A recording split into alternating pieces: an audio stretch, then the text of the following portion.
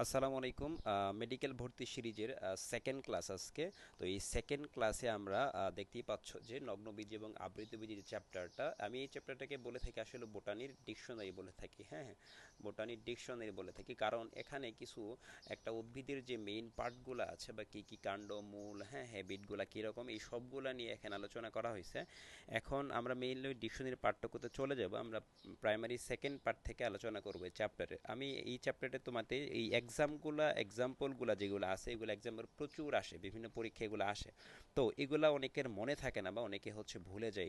এই এক্সাম্পলগুলা তুমি এক পাশ থেকে পড়ে যাও বা ভুলে যাও। আজকে আমি চেষ্টা করবো বিভিন্ন ট্রিক্স, তারপর হচ্ছে তোমাদেরকে অনেক উদ্ভিদ আছে যেগুলো তোমরা কখনো দেখো নাই, বাট হচ্ছে এগুলো মুখস্থ করতে, যেমন শ্বেতদ্রোণ বা অর্কিড, এরকম অনেক আছে। অনেকে দেখছো বা অনেকে দেখো না এগুলা, বাট এগুলো তুমি যদি দেখে সবগুলো একটা ছবি দেখে যদি পড়তে পারো তাহলে তোমাদের জন্য ইজি হবে। আজকে আমি আশা করছি তোমাদেরকে এগুলো সবগুলোর একটা ছবি দেখায় এবং এগুলো আমি মানে পড়ানোর চেষ্টা করবো, তাহলে ইজিলি তুমি এক্সাম্পলগুলো মনে রাখতে পারবে। মেডিকেল ভর্তি পরীক্ষার জন্য আসলে যেভাবে পড়া উচিত, মেডিকেল ভর্তি পরীক্ষা কীভাবে পড়লে তুমি মনে রাখতে পারবা, আমি সেভাবে আজকে ইনশাল্লাহ দেখা দেওয়ার চেষ্টা করবো। ওকে, তাহলে চলো আমরা শুরু করি। আমরা শুরু করবো হচ্ছে আমাদের যে ডিকশনারি পার্টটা আছে সেটা থেকে। হ্যাঁ, অর্থাৎ এই যে স্বভাব এবং স্বরূপ থেকে আমরা আজকে পড়া শুরু করব। হ্যাঁ, এটা হচ্ছে একটা গুরুত্বপূর্ণ পার্ট এবং এখান থেকে আমাদের শুরু পড়াটা। হ্যাঁ, এখান থেকে আমাদের পড়াটা শুরু।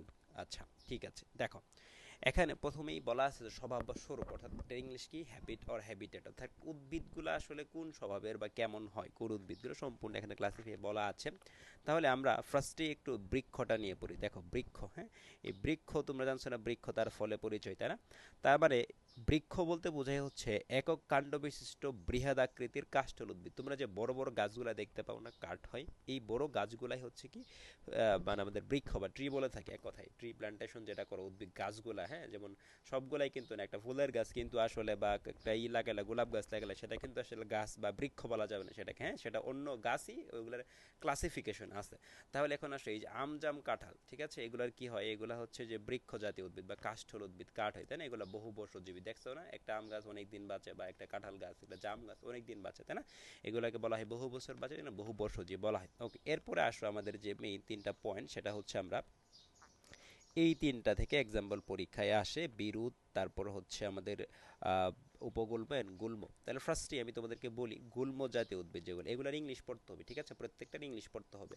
গুল্ম, ঠিক আছে, এগুলো বলা হয় সার্প বলা হয়। তাহলে এগুলো হচ্ছে একক গুড়িবিহীন মাঝারি ধরনের কাষ্ঠল উদ্ভিদ। এটা কাঠ হয় বাট মাঝারি ধরনের, ঠিক আছে, এবং ঝুপ জাতীয়, এই পয়েন্টটা খেয়াল রাখতে হবে, ঝুপ জাতীয়। আমাদের পরীক্ষায় এখান থেকে প্রশ্ন না আসলেও আমাদের পরীক্ষায় প্রশ্ন আসবে হচ্ছে এর এক্সাম্পলগুলো থেকে। হ্যাঁ, এক্সাম্পলগুলো থেকে পরীক্ষায় প্রশ্ন আসবে। তাহলে এক্সাম্পলগুলো কি দেওয়া আছে, এই তিনটা ফুলের গাছ, তাই না? তোমরা জানো তিনটা ফুলের গাছ, রঙন, জবা, গোলাপ। গোলাপ গাছ দেখছো না একটু ঝুপ জাতীয় হয়, বা এর কাঠ দিয়ে তো তুমি আর এরকম ঘর তুলতে পারবে না, কাঠগুলো খুবই ছোট, তাই না? এগুলো মানে ইয়ের মতো, ডালপালার মতো হয়। জবা গাছ সেম, রঙন গাছ সেম, ঠিক আছে। তাহলে তুমি এটা একটু এইভাবে পড়তে পারো যে নেমোনিক দিয়ে আমরা স্টুডেন্টদেরকে পড়াই যে গরজে গুল্ম। হ্যাঁ, গরজে, গরজে গুল্ম, গরজে গুল্ম। তাহলে তুমি গ দিয়ে শিখলে হচ্ছে গোলাপ, র দিয়ে রঙন, জ দিয়ে জবা, ঠিক আছে, গরজে গুল্ম। এটা মনে রাখলে তুমি দেখবে যে পরীক্ষার হলে এখান থেকে প্রশ্ন আসবে যে নিচের কোনটি সার্ব জাতীয় উদ্ভিদ নয় বা গুল্ম জাতীয় উদ্ভিদ নয়, ঠিক আছে। এখন আসো গুল্ম এর চেয়ে উপগুল্ম, তাহলে বুঝাই যাইতেছে এটা গুল্মের চেয়ে একটু ছোট হবে। কি হবে, গুল্মের চেয়ে একটু ছোট, এগুলো বলা হয় উপগুল্ম। যেমন কি দেওয়া আছে, কালকাসুন্দা, দাঁতমর্দন, ঠিক আছে, কালকাসুন্দা একটা উদ্ভিদ, দাঁতমর্দন একটা উদ্ভিদ। তাহলে এটা তুমি মনে রাখতে পারো এইভাবে যে কা, দা, বে, ঠিক আছে। তাহলে কালকা সন্ধ্যা, দাঁত মর্দন, বেগুন। ক দিয়ে শিখবে কালকা সন্ধ্যা, দ দিয়ে দাঁত মর্দন, ব দিয়ে বেগুন। এই যে বেগুন, এটা আজিবুর স্যার বইতে দেওয়া আছে, ঠিক আছে। তাহলে বেগুনও আমরা কি পাবো, বেগুন হচ্ছে উপকূলম জাতীয়। এবার সে বিরুৎ বা হার্ব জাতীয়, বিরুৎ বা হার্ব জাতীয় উদ্ভিদগুলোকে, তাহলে এই দুইটাই কিন্তু কাষ্ঠল মোটামুটি, হ্যাঁ, আমরা বলতে পারি। বাট এই যে আমাদের যেটা বিরুৎ জাতীয় উদ্ভিদ, সেটা হচ্ছে অকাষ্ঠল উদ্ভিদ। এটাই হচ্ছে আমাদের মনে রাখতে হবে, ঠিক আছে। তাহলে বিরুৎ জাতীয় উদ্ভিদটা কি উদ্ভিদ, অকাষ্ঠল উদ্ভিদ, অকাষ্ঠল উদ্ভিদ। এটা কাঠ হবে না, ছোট এবং নরম কাণ্ড বিশিষ্ট। তাহলে তোমরা নিশ্চয়ই দেখছো ধান গাছ, গম গাছ দেখছো, তাই না? তো এই ধান গম গাছগুলো কি কাঠ হয়, বা এগুলো কি তুমি কিন্তু কাঠ করতে পারো। শ্বেতদ্রোণ, এটা অনেকেই দেখো নাই। শ্বেতদ্রোণ আমি তোমাদের কাছে দেখাবো চিত্র। দুর্বা ঘাস দেখছো, তাই না? মাঠে যে ঘাসগুলো পাওয়া যায়, ঠিক আছে, এগুলো হচ্ছে দুর্বা ঘাস। তাহলে ধান গম, দুর্বা ঘাস, এগুলো কি, এগুলো হচ্ছে বিরুৎ জাতীয় উদ্ভিদ, ঠিক আছে। তাহলে তোমার বান্ধবী দুর্বা, ঠিক আছে, সে পড়াশোনা করে না, সে কেমন, সে হচ্ছে গাধা, ঠিক আছে। দুর্বা কেমন, গাধা, ঠিক আছে। তাহলে দুর্বা দিয়ে হচ্ছে দুর্বা ঘাস শিখবা, গ দিয়ে হচ্ছে গম, দ দিয়ে হচ্ছে ধান, ঠিক আছে। আরেকটা থাকলো শ্বেতদ্রোণ, তাই না? এই শ্বেতদ্রোণ, এই যে দেখো তোমাদের আমি এখানে চিত্র দিছি, এই চিত্রটাই হচ্ছে একটা শ্বেতদ্রোণের চিত্র, ঠিক আছে, শুধুমাত্র দেখতে পাইতেছো, এই এটাই হচ্ছে শ্বেতদ্রোণ, রাইট? তো এটাকে কিন্তু আমরা দণ্ড কলস বলা হয়, এটাকে কি বলা হয়? দণ্ড কলস, ঠিক আছে। এটা একটা ওষুধি উদ্ভিদ, এটা একটা ওষুধ উদ্ভিদ। এখানে দেখবা অনেকে এলাকাতে এগুলো দেখতে পাই যে এখানে ফুল পাওয়া যায়, ঠিক আছে। এর ফুলটা মিষ্টি জাতীয়, আমরা যখন এলাকায় থাকতাম মানে এগুলা হচ্ছে এই ফুলটা নিয়ে আমরা হচ্ছে ইয়ে দিতাম, মুখে দিতাম, তাহলে দেখেন একটু মিষ্টি লাগতো, এই মিষ্টিটা আমরা খাইতাম ছোটবেলায়, বুঝছো, মানে একটু মিষ্টি ই ছিল, একটা টেস্ট পাওয়া যাইতো। আচ্ছা, এটা হচ্ছে দণ্ড কলস বা শ্বেতদ্রোণ উদ্ভিদ। তো এটা হচ্ছে বিরুৎ জাতীয় উদ্ভিদ। এটা দেখো এই যে এর কি কাঠ হবে না, এগুলো তো নরম কাণ্ড বিশিষ্ট ছোট একটা উদ্ভিদ, ঠিক আছে। ওকে, তাহলে চিত্র দিয়ে এটা আশা করি বুঝতে পারছো। এখন আসলে লাস্টে যে আমাদের তিনটা পয়েন্ট আছে, এই যেখানে তিনটা পয়েন্ট আছে, একটা হচ্ছে পরাশ্রয়ী মৃতজীবী আর একটা হচ্ছে যে পরজীবী, তাই না? পরাশ্রয়ী মৃতজীবী পরজীবী, এখান থেকে যে পয়েন্টটা আমাদের খেয়াল রাখতে হবে, পরাশ্রয়ী দেখো বুঝাই যেতেছে এ কি আশ্রয় গ্রহণ করবে শুধু, বা এপিফাইটস বলা হয়, ইংলিশটা পড়তে হবে পরাশ্রয়ী বা এপিফাইটস। তাহলে কি করবে? আশ্রয় করে বাঁচবে, বাট এরা খাদ্য শোষণ করে না, ঠিক আছে। শুধু আশ্রয় নেই, বাট খাদ্য শোষণ করে, সে নিজে নিজে খাবার তৈরি করে। এখন দেখো আরো দুইটা পয়েন্ট, মৃতজীবী আর পরজীবী। মৃতজীবীকে বলা হয় স্যাপ্রোফাইট, পরজীবীকে বলা হয় প্যারাসাইট। দুইটাই জীবী জীবী কথা হয়, তাহলে জীবন ধারণ করে। তো জীবন ধারণের জন্য কি প্রয়োজন? খাদ্য গ্রহণ করা প্রয়োজন। তাহলে এদের পয়েন্ট হচ্ছে এরা খাদ্য গ্রহণ করবে, ঠিক আছে। এরা দুইটাই খাদ্য শোষণ করে বেঁচে থাকে, যে উদ্ভিদে থাকবে উদ্ভিদে খাদ্য শোষণ করে থাকবে। এখন মৃতজীবী বুঝাইতেছিলে, মৃতজীবী কোথায় বাস করবে? মৃত এবং পচা জীবে বাস করবে, রাইট? তাহলে পরজীবী কি? পরজীবী অন্য একটা জীবে, ঠিক আছে, যে উদ্ভিদ অন্য সবুজ উদ্ভিদে খাদ্য শোষণ করে এবং প্যারাসাইট, ঠিক আছে। একটা ধরো একটা গাছের উপরে একটা পরজীবী গাছ আছে, সেটা সেখান থেকে খাবার গ্রহণ করতেছে, এরকম। বুঝতে পারছো? তাহলে এইগুলা থেকে ডেফিনেশন থেকে প্রশ্ন আসতে পারে পরীক্ষায়। ওকে, চলো আমাদের তাহলে হ্যাবিটটা পড়া শেষ, আমি চিত্র দিয়ে বুঝাই দিয়েছি, হ্যাঁ। ওকে, ঠিক আছে, তাহলে এখন আসলে আমাদের রুটে চলে যাই আমরা, মূল। ঠিক আছে, আমরা রুটে চলে যাই। এই যে রুটেও এখানে তোমাদের আমি একটা চিত্র রাখছি, ভিজুয়ালাইজেশন, এটা আমি সুন্দরভাবে বুঝাই দেওয়ার চেষ্টা করবো, ঠিক আছে। তাহলে আমরা একটু এখানে চলে আসি, আমাদের যে মূল কি কি ইংলিশে রুট বলা হয়, তাই না?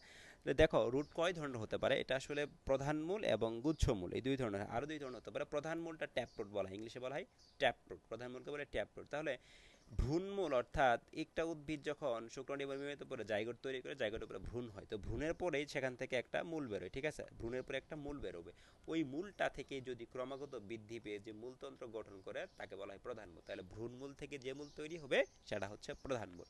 প্রধান মূল মেইনলি কাদের বৈশিষ্ট্য? প্রধান মূল হচ্ছে মেইনলি দ্বিবীজপত্রী উদ্ভিদের বৈশিষ্ট্য। যে দ্বিবীজপত্রী উদ্ভিদগুলো আছে, আম জাম, এগুলার দ্বিবীজপত্রী উদ্ভিদের বৈশিষ্ট্য হচ্ছে প্রধান মূল। দেখবা যে যেগুলো শক্ত মূল, আম গাছ, জাম গাছ, কাঁঠাল গাছ, ঠিক আছে, এই সবগুলো হচ্ছে দ্বিবীজপত্রী উদ্ভিদের মূল। আচ্ছা, এখন আসো যে আরেকটা আমাদের পয়েন্ট আসে যে মূলা, গাজর, বিট, এগুলা হচ্ছে রূপান্তরিত প্রধান মূল। তার মানে এটাও ভ্রূণমূল থেকে তৈরি হয়, বাট এটা রূপান্তরিত হয়ে যে মাটির নিচে, বুঝছো, এখন এটা খাদ্য সঞ্চয় করে, তাহলে এগুলোকে রূপান্তরিত প্রধান মূল বলা যায়। আর একটা বলা যায় হচ্ছে এদের সঞ্চয়ী প্রধান মূল। তাহলে রূপান্তরিত প্রধান মূল এবং সঞ্চয়ী প্রধান মূল হচ্ছে মূলা, গাজর, বিট। এটা কিন্তু পরীক্ষায় আসবে, ঠিক আছে, এটা পরীক্ষায় আসবে। তাহলে তোমরা মনে রাখতে পারো যে গা বে, ঠিক আছে। তাহলে মূলা, গাজর, বিট, মূলা, গাজর, বিট। বিট চেনো তো, বিট জাতীয় দেখলে শোনো লাল হয়, যেগুলো আমরা মানে ওইগুলো বিট হচ্ছে শরবত হিসেবে খাওয়া যায় বা সবজি হিসেবেও খাওয়া যায়। ওইগুলোর যে একটা রস করা হয় বা শুকায়, ওইগুলোর একটা পাউডার তৈরি করে, সেই পাউডার দিয়ে কিন্তু সর্বদা খাওয়া যায়, ঠিক আছে, বিটরুট যেটাকে আমরা বলে থাকি। আচ্ছা, ঠিক আছে। এবার আসো যে অস্থানিক মূল, তাই না, এটাকে বলা হয় অ্যাডভেন্টেটিয়াস রুট।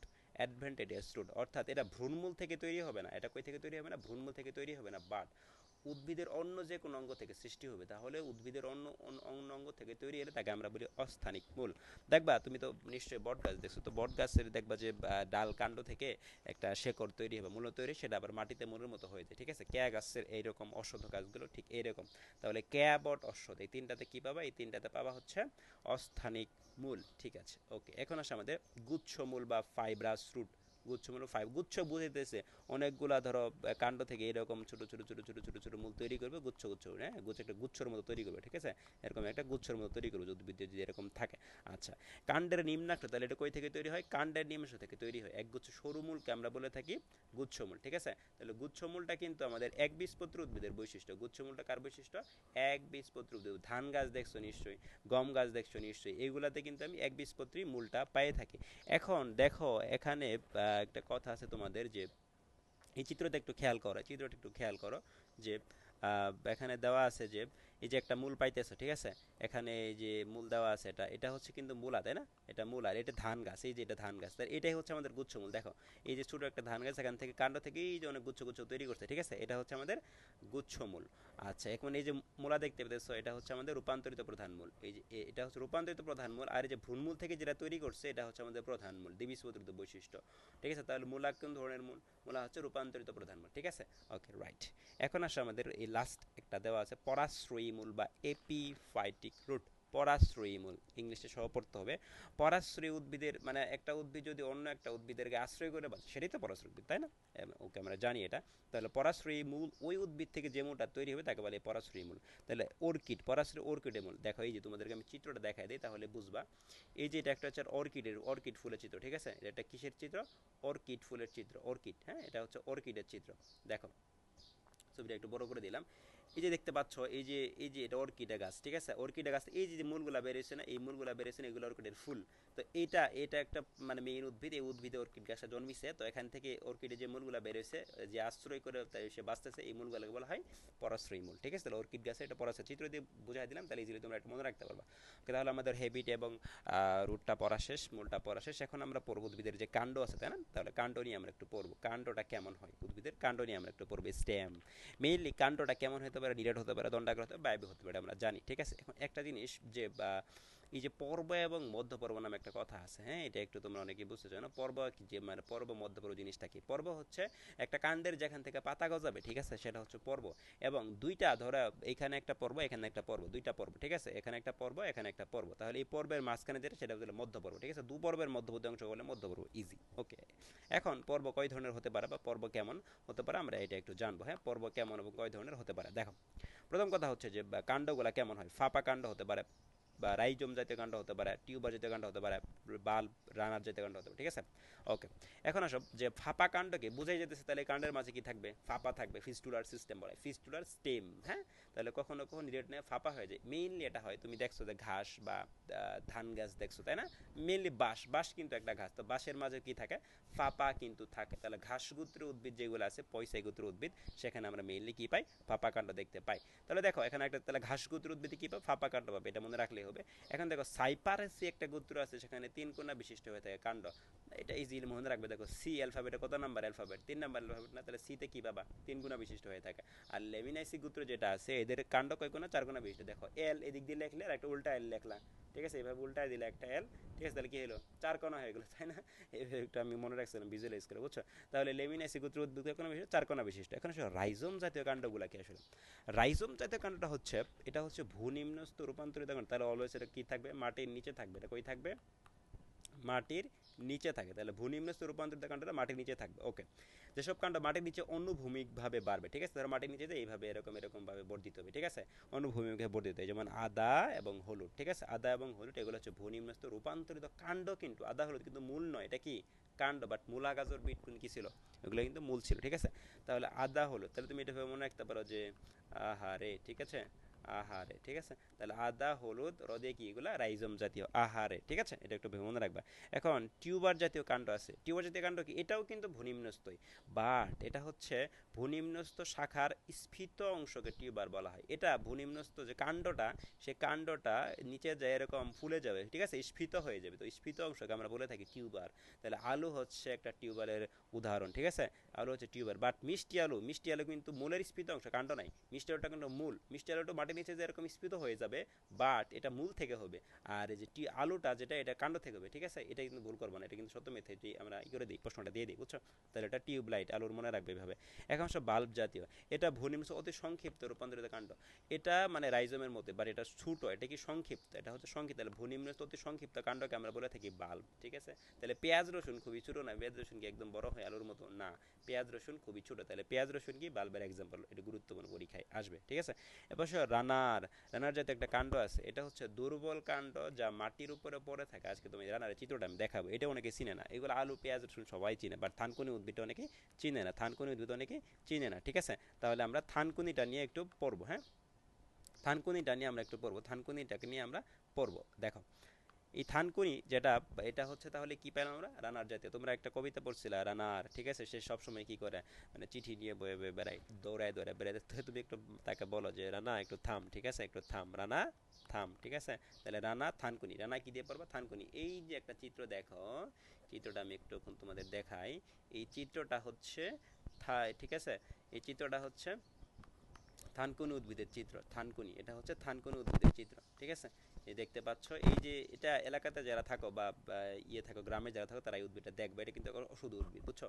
এটা হচ্ছে এই যে এই যে ছোট ছোট পাতা দেখো, এই পাতার ওই ইয়েগুলা, কাণ্ডগুলা উপর দিয়ে, এই যে সে দেখতে পাচ্ছ, এগুলো হচ্ছে কাণ্ড, ঠিক আছে? কাণ্ডটা প্রায় উপরেই থাকে, ঠিক আছে? কাণ্ডটা উপরের দিকে থাকে, মানে মাটির সাথে লেগে থাকে, মাটির সাথে লেগে থাকে। এটা হচ্ছে থানকুনি উদ্ভিদের পাতা, বুঝতে পারছো? ওকে, ঠিক আছে। এখন আসো আমরা পড়বো আজকে পাতা, ঠিক আছে? আমাদের শেষ, আজকে লাস্ট টপিক হচ্ছে আমাদের পাতা। এই পার্টে পাতাটুকু পড়লে একটু কনসেন্ট্রেশন দাও, টেনশন দাও একটু। আমরা হচ্ছে পাতা পড়ে শেষ করবো ইনশাল্লাহ। আচ্ছা দেখো, এটা গুরুত্বপূর্ণ। পাতার আসলে অনেক জিনিস মানে পড়তে যাই আমরা, অনেক জিনিস হচ্ছে মনে থাকে না তোমাদের, বুঝছো? তো এই পাতাটা আমরা কিভাবে পড়তে পারি, বা লিফ, তাই না? তাহলে একটা একটা আদর্শ পাতা এখানে বলা আছে। একটা আদর্শ পাতা তিনটা অংশ থাকে, একটা হচ্ছে পত্রমূল, পত্রবিন্দ্র, আর একটা হচ্ছে পত্রফলক। দেখো আমি একটা চিত্র দিয়েছি, এখান থেকে আমি তোমাদের আসলে বুঝিয়ে দিই যে পাতার মেইন জিনিসগুলো আসলে কি হয়। হ্যাঁ, পাতার মেইন জিনিসগুলো আসলে কি থাকে, পাতার মেইন জিনিসগুলো কি থাকে। দেখো এখানে এই চিত্রটাকে একটু খেয়াল করো। এখানে কি দেখতে পাচ্ছ? তিনটা জিনিস। পাতার এই যেটা আমরা কাণ্ড, এটা পড়ছি, এটা হচ্ছে কাণ্ড, ঠিক আছে? এটা হচ্ছে কাণ্ড, এবং এই কাণ্ডের যেখান থেকে পাতাটা তৈরি হবে, এই একে বলা হয় পত্রমূল, ঠিক আছে? পত্রমূল বেস বলি আমরা। এরপরে এই পত্রমূলের পরে যে অংশটার নাম হচ্ছে পত্রবিন্ত বা বুটা, এক কথা এটি কি পাতার বুটা বা পত্রবিন্ত, বুটা পত্রবিন্ত। এবং এর বাদ যে পুরো অংশটা, এই পুরো অংশটার নামই হচ্ছে পত্রফলক, ঠিক আছে? পত্রফলক বা লেমিনা বলা হয়, পত্রফলক বা লেমিনা বলা হয়। এখন এর চেয়ে আরও কিছু টার্মিনোলজি আছে। এই পাতার সাথে দেখবা এই যে পত্রমূল যেখানে, সেখানে আবার কি ছোট ছোট পাতা গজাইছে, এগুলোর নাম হচ্ছে উপপত্র বলা হয়, ঠিক আছে? স্টিপিউল বা উপপত্র বলে থাকি আমরা। আচ্ছা ঠিক আছে। এবং এই মাঝখানে দেখবা এরকম শিকড় শিকড় থাকে, বুঝছো? এই যে শিরা শিরা, এগুলোর নাম হচ্ছে ভিনেশন, বা আমরা ভেইন বলে থাকি। পাতার শিরা, হ্যাঁ, পাতার শিরা বলে থাকি। এখানে মাঝখান দিয়ে একটা যে শিরা থাকবে তাকে আমরা মধ্য শিরা বলে থাকি। এছাড়া যেগুলো সাব টাইপ থাকবে এগুলোকে আমরা শাখা শিরা বলে থাকি, ঠিক আছে? এগুলোকে আমরা শাখা শিরা বলে থাকি। তাহলে এখান থেকে বুঝতে পারছো। এবং পত্রের যে মেইন পার্ট, একে আমরা উপরের যে অংশকে আমরা পত্র শীর্ষ বলে থাকি। তাহলে তোমরা এখান থেকে ইজিলি এই জিনিসগুলো কিন্তু ইজিলি বুঝতে পারবো, বুঝছো? ওকে, আমরা এখন নেক্সট চলে যাই, যে আমরা এখন পাতার যে মেইন অংশগুলো সেগুলো বুঝতে পারছো। এখন আমরা চলে যাই, এখানে আসো। পিটিউল, হ্যাঁ, পিটিউল জিনিসটা কি? পিটিউল মানে পত্রবিন্ত বা বুটা, ওই যে আমরা বলছিলাম যেটা। এখন পাতায় যদি বুটা থাকে তাকে বলা হয় পিটিওলাট, ঠিক আছে? তাকে বা বৃন্তযুক্ত পাতা বলা হয়। বাট পাতায় যদি বুটা না থাকে তাকে আমরা সেসাইল বলে থাকি, বৃন্তহীন বলে থাকি। ছেঁচড়া, তাই না? ছেঁচড়া, তার কি নাই? ছেঁচড়ার কি নাই? বুটা নাই, ঠিক আছে? ছেঁচড়া, তাহলে মনে রাখতে পারো, ঠিক আছে? তাহলে যার বুটায় পাতা নাই, ঠিক আছে, তাকে সেসাইল বলা হয়। এখন আসে যে আমরা পত্রফলক পড়ছি, পাতার মেইন অংশে কিন্তু পত্রফলক, সবুজ যে অংশটা, এক কথায় সবুজ অংশ যেটা প্রশস্ত, এর নামই হচ্ছে, সবুজ যে প্রশস্ত অংশটা আছে এর নামই হচ্ছে পত্রফলক বা লেমিনা। পত্রফলকে পাতার প্রধান অংশ। স্টিপিড বা উপপত্র পড়াই দিছি, যে বা যেখান থেকে পাতা তৈরি হয় সেখানে একটা ক্ষুদ্রাকার উপাঙ্গ সৃষ্টি হয়, ছোট একটা পাতা, তাকে স্টিপিউল বা উপপত্র বলে থাকে। এখন আসো মুক্ত পার্শ্বীয় উপপত্র জিনিসটা কি, শুধু ডেফিনেশনটা পড়বা যে উপপত্র দুটি পত্রমূলক পাশে মুক্ত অবস্থায় থাকলে তাকে আমরা মুক্ত পার্শ্বীয় বলে থাকি। এখন আসো এই যেটা খুবই গুরুত্বপূর্ণ, যেটা এখন পড়াবো, ঠিক আছে? যেটা হচ্ছে যে একটু কনসেন্ট্রেশন দাও, এগুলো একটু পড়ো। এগুলো থেকে পরীক্ষায় প্রশ্ন আসবে। আমি যদি তোমাদের পরীক্ষা নিই, এখান থেকে এমসিকিউ আসবে, ঠিক আছে? কোশ্চেন আসবে যে সিম্পল লিফ, কম্পাউন্ড লিফ, ঠিক আছে? দুই ধরনের লিফ হতে থাকে। পাতা দুই ধরনের, একটা সরল পত্র, একটা যৌগিক পত্র। যদি পাতায় একটা মাত্র পত্র ফলক থাকে তাকে আমরা সিম্পল লিফ বা সরল পত্র বলে থাকি। তুমি যে নর্মালি পাতাগুলো দেখতে পাও, ঠিক আছে, যেমন আম গাছের পাতা, জাম গাছ, একটা শুধু পাতা না, একটা বড় পাতা, ঠিক আছে? জাম, আম, কাঁঠাল, এগুলো একটা, এগুলো হচ্ছে সিম্পল লিফ। এক্সাম্পল এমনি মনে থাকে এগুলা। কম্পাউন্ড লিফগুলো, একটা পাতায় যদি একাধিক পত্রফলক যুক্ত থাকে, কি থাকে? একটা পাতায় পত্রফলক থাকবে একাধিক, তাকে আমরা যৌগিক পত্র বলে থাকি, ঠিক আছে? তাকে আমরা যৌগিক পত্র বলে থাকি। যেমন গোলাপ গাছের পাতা দেখছো, গোলাপ গাছ দেখছো না? নিম গাছের ফুল জাতীয় যেগুলো, লজ্জাপতি গাছ তো নিশ্চয়ই দেখছো, হাত দিয়ে ধরলে ইগুলো টাচ করলে কি পাতাগুলো মানে কুচকে যায়, বন্ধ হয়ে যায়, তাই না? অনেকগুলো ছোট ছোট পাতা দেখো। সজিনা গাছের পাতা দেখছো অনেকগুলো। কামিনী ফুলের গাছ, তাই না? যেগুলো গোলাপ, নিম, লজ্জাপতি, এগুলো ছোট ছোট অনেক পাতা থাকে। এগুলো দেখবা, একটু হাতে নিয়ে দেখবা পাতাগুলো, ঠিক আছে? তাহলে বুঝতে পারবে এগুলাকে। এবং এই একটা পাতাকে এখানে কিন্তু লিফলেট বা পত্রক বলা হয়। তাহলে বড় যেটা সেটা হচ্ছে পাতা, এবং এখানে যে এরকম ছোট ছোট ছোট ছোট পাতা থাকবে, এগুলাকে এক একটাকে বলি আমরা পত্রক বলে থাকি, ঠিক আছে? এখন আসো দুইটা জিনিস আমাদের পড়তে হবে, সেটা হচ্ছে অচূড় পক্ষল যৌগিক পত্র আর সচূড় পক্ষল যৌগিক পত্র। এই দুইটা মানে কি? অচূড় পক্ষল এবং সচূড় পক্ষল, পাতার যে রেকিস থাকবে, এই রেকিসের চূড়ায় যদি কোনো পত্রক না থাকে, ঠিক আছে, তাকে আমরা অচূড় পক্ষ যদি বলি, অচূড়ে চূড়ায় যদি কোনো পাতা না থাকে তাহলে মনে রাখবে যে একটা বাদর সে সবসময় চূড়ায় উঠে থাকে, তাহলে কি অচূড়ে বাদর, কি দিয়ে মনে রাখবা, অচূড়ে বাদর। ঠিক আছে, তাহলে অচূড় পক্ষ হলে এক্সাম্পল কি, বাদর লাঠি, ঠিক আছে, বাদর লাঠি। এখন সুচূড় পক্ষ হল কি, স্বাভাবিক, তাহলে চূড়ায় কি থাকবে, একটা পাতা থাকবে, বিজয় একটা পত্র থাকবে, গোলাপ গাছের পাতা, এক্সাম্পল কি, গোলাপ গাছের পাতা। ওকে, এবার আসো দ্বিপক্ষল যৌগিক পত্র ত্রিপক্ষল, এখান থেকে কোশ্চেন কিন্তু পরীক্ষায় আসবেই। ঠিক আছে, দ্বিপক্ষল মানে বাইপিনেট, পিনেট মানে পক্ষল, ঠিক আছে, পিনেট মানে কি পক্ষল, আর ট্রাইপিনেট মানে ত্রিপক্ষল। ওকে, ঠিক আছে। এখন এই যে পত্রগুলো দুপাশে সাজানো থাকে, বাইপিনেটটা হচ্ছে তোমার এরকম থাকবে, ধরো এই যে এখানে একটা পাতা, এখানে একটা পাতা, ঠিক আছে, এরকম দুইটা পাতা একসাথে থাকবে। আর ট্রাইপিনেটটা হচ্ছে এই যে এরকম তিনটা পাতা, ঠিক আছে, এরকম তিনটা পাতা একসাথে থাকবে, ঠিক আছে, সজিনা গাছের পাতা যেমন, ঠিক আছে, এরকম থাকবে, এখানে একটা পাতা থাকলো ছিল, এরকম একটা পাতা, এখানে একটা পাতা, ঠিক আছে, এরকম তিনটা পাতা একসাথে থাকে, তাকে আমরা ট্রাইপিনেট বলে থাকি। এটা হচ্ছে সজিনা গাছের পাতা, ঠিক আছে, এটা হচ্ছে সজিনা। তাই দেখো সজিনা তিন, ঠিক আছে, তিনটা একটু মনে রাখতে হবে, চিত্র দিয়ে দেখে নিলাম সজিনা গাছের পাতা। ঠিক আছে, তাহলে এক্সাম্পলটা দিয়ে দ্বিপক্ষল এবং ত্রিপক্ষল এক্সাম্পলটা পড়বো। এখানে দেখো চিত্র দেওয়া আছে সরল পত্র, চিত্রগুলো দেখলে বুঝবা যে সরল পত্র এটা, তারপর এটা যৌগিক পত্র। দেখো যৌগিক পত্র মানে অনেকগুলো, এই যে এরকম, এগুলোকে আমরা পত্রক বলে থাকি, ঠিক আছে, একটা অনেকগুলো পাতা যুক্ত আছে, এবং দেখো এর চূড়ায় কিন্তু কোনো পাতা নাই, ঠিক আছে, এর চূড়ায় কোনো পাতা নাই, এখানে অ্যাবসেন্ট, ঠিক আছে, এইটা বলা হয় অচূড় পক্ষল, বাদল লাঠি। আর এই দেখো সচূড় পক্ষল, যেটা এই চূড়ায় কি একটা পাতা আছে, তাহলে সচূড় পক্ষল। এবং লাস্ট অফ অল দুইটা জিনিস আমাদেরকে পড়তে হবে, সেটা হচ্ছে যে পত্র ফলকের আকৃতি, ফলকের আকৃতি, এটা লাস্ট পড়া আমাদের। ফলকের আকৃতি দুই ধরনের হতে পারে, এটা লাগবে। এখানে দেখো পত্র ফলকের ভিনেশনটা কেমন হয়, ফলকের আকৃতি বিভিন্ন রকম হতে পারে, এটা পরীক্ষা আসে না আসলে। এখন ভিনেশনটা আসে, বা শিরা, ভিন মানে শিরা, ভিন মানে কি শিরা, আর শিরার বিন্যাসকে আমরা বলে থাকি ভিনেশন। হ্যাঁ, ভিনেশন।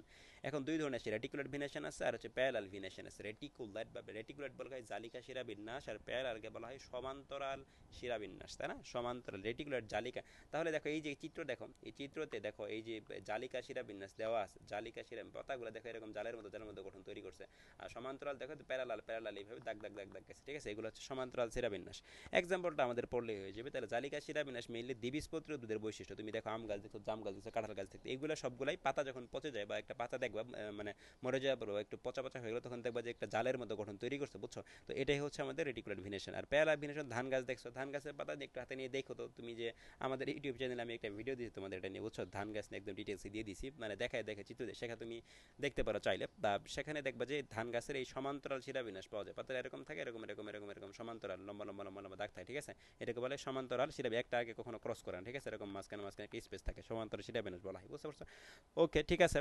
এখন আসলে আমাদের আজকের পড়াটুকু এতটুকুই, ঠিক আছে, তোমরা আশা করি বুঝতে পারছো আমাদের ক্লাসটুকু। বা আমরা হচ্ছে আমাদের মেডিকেল প্রস্তুতি ফ্রি সিরিজের তোমাদেরকে যে কঠিন পড়াগুলো আছে, বা যেগুলো একটু আমাদের পড়তে মানে মনে রাখতে কঠিন, সেগুলো আমি আশা করি তোমাদেরকে বোঝাই দেওয়ার চেষ্টা করবো। আমাদের সবগুলো ক্লাস হচ্ছে ইউটিউবে পেয়ে যাবে, তোমরা সবাই আমাদের ইউটিউবে যুক্ত থাকিও। আমি হচ্ছে আমাদের ইউটিউব লিঙ্কে সবগুলো ক্লাস এবং আমাদের ফেসবুক গ্রুপে দিব, সবগুলো যদি ভালো মতো দেখতে তাহলে ইউটিউবে সবগুলোই পেয়ে যাবা।